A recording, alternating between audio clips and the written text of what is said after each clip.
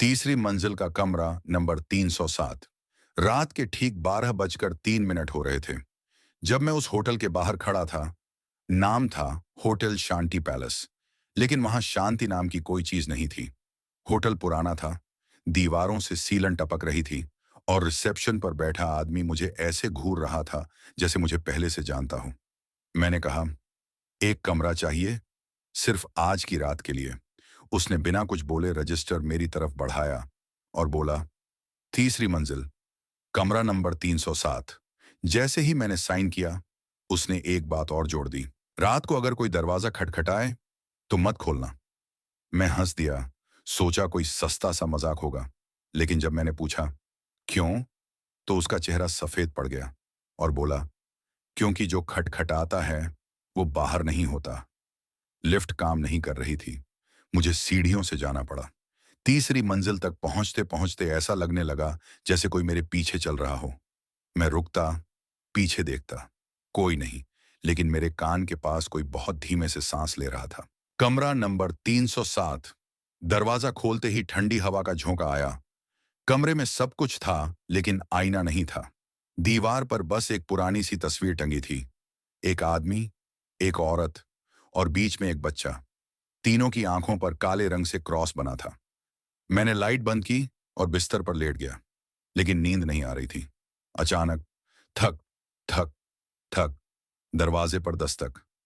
Reception वाले की बात याद आ गई। मैं चुप रहा। फिर आवाज आई, दरवाजा खोलो, मुझे बहुत ठंड लग रही है। आवाज मेरी माँ जैसी थी।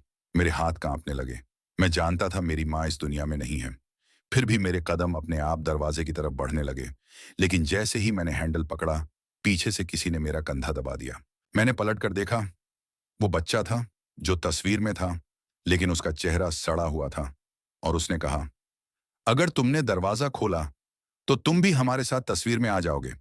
मैं चीख पड़ा। लाइट अपने आप जल गई। कमरा खाली था।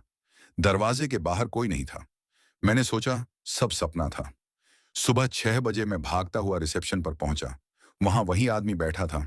मैंने चिल्लाकर कहा, यह सब क्या है? उसने शांति से एक पुराना रजिस्टर खोला और बोला, कमरा 307 में आज से पहले भी 26 लोग रुके थे। उसने पन्ना पलटा। हर नाम के आगे एक ही तारीख थी और मौत का समय भी एक ही, रात 12 बजकर 7 मिनट। फिर उसने मेरी तरफ देखा और कहा, तुम 27वें हो। मैंने कहा, लेकिन मैं तो जिंदा हूं। वो मुस्कुराया और बोला, अभी। पीछे दीवार पर एक नई तस्वीर लगी थी। उसमें वो आदमी, वो औरत, वो बच्चा और चौथा चेहरा मेरा। मेरी आंखें खुली। मैं फिर उसी कमरे में था। कमरा नंबर 307। दरवाजे पर कोई खटखटा रहा था और इस बार आवाज मेरी थी, दरवाजा खोलो, मुझे बहुत ठंड लग रही है।